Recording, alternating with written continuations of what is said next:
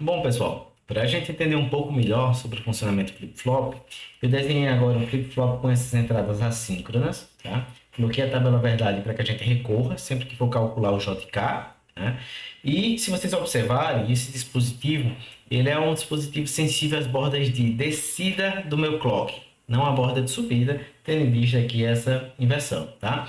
Além do mais, o preset e o clear, para esse caso, ele é sensível ao nível 1, tá? Então, notem, as entradas assíncronas, elas são sensíveis a nível. Então, se for 1, ela está ativa, se for 0, está desativada. Para esse caso. Se eu tivesse inversão, obviamente seria o oposto, né? Então, o que a gente vai fazer aqui é avaliar o comportamento do flip-flop em alguns instantes de tempo, para mim. Os primeiros, obviamente, né? Uns que ficam bem claros aí da gente entender, é que eu tenho que avaliar o meu flip-flop nas bordas de descida, né? A acessibilidade dele. Mas, preset e clear, que são entradas assíncronas, elas têm prioridade sobre as bordas de descida, certo? Então, por exemplo, se tiver uma borda de descida e uma entrada preset ou clear estiver ativa, ela tem prioridade sobre JK, tendo em vista que ela está atuando lá, com aquele caso do fator dominante da porta, que é o que define diretamente minha saída do circuito. Legal? Nesse caso aqui, você não tem nenhum caso, né, em que preset ou clear está acontecendo nas bordas de descida do meu clock. Então vamos lá.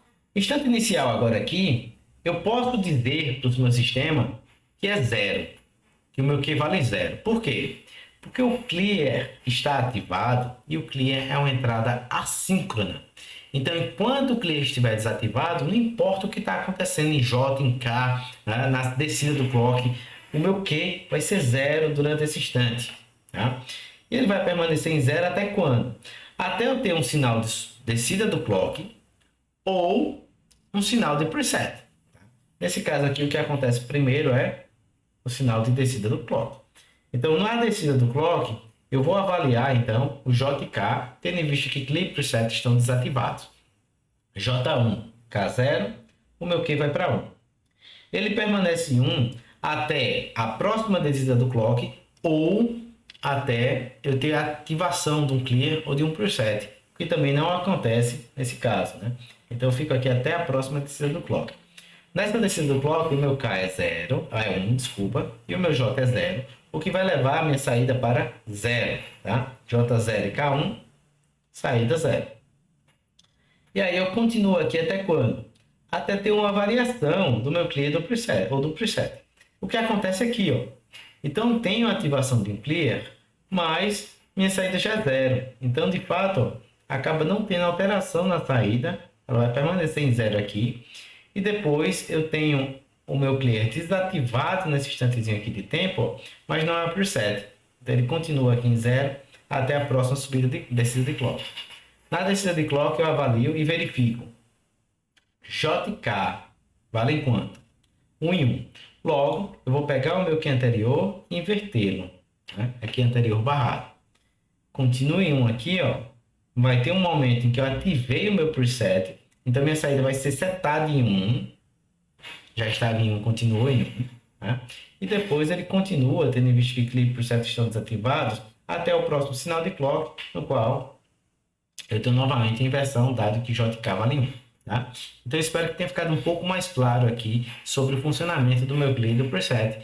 Que vocês entendam que, de fato, a gente tem uma prioridade, né, dessas entradas assíncronas sobre as minhas entradas síncronas. Tá? Ó, esse flip-flop JK, ele tem duas variações ainda. A gente tem dois outros flip-flops, na verdade, que a gente pode construir a partir do JK de forma bem simples. O primeiro, ele é chamado de flip-flop tipo T. E o que seria esse carinha aqui? Ora, seria basicamente um flip-flop JK em que eu tenho minhas entradas JK curto-circuitadas. Certo? E isso vai fazer o quê? Vai fazer com que a tabela verdade desse flip-flop ela se resuma a dois valores de T. Quando for 0, o T for 0, estou colocando 0 e 0 em JK, então o meu Q é igual ao Q anterior. E quando o T for 1, o J e K vão estar recebendo 1, e aqui eu vou ter que anterior barrado. Certo? Então, é um flip-flop muito simples aí de se utilizar e que, obviamente, né, vocês notam que eu posso utilizar eles para gerar divisores de frequência. Né? Basta que eu coloque o T igual a 1, que eu vou estar ativando o que é a barra e o comportamento vai ser igual ao que eu coloquei no vídeo anterior. Né?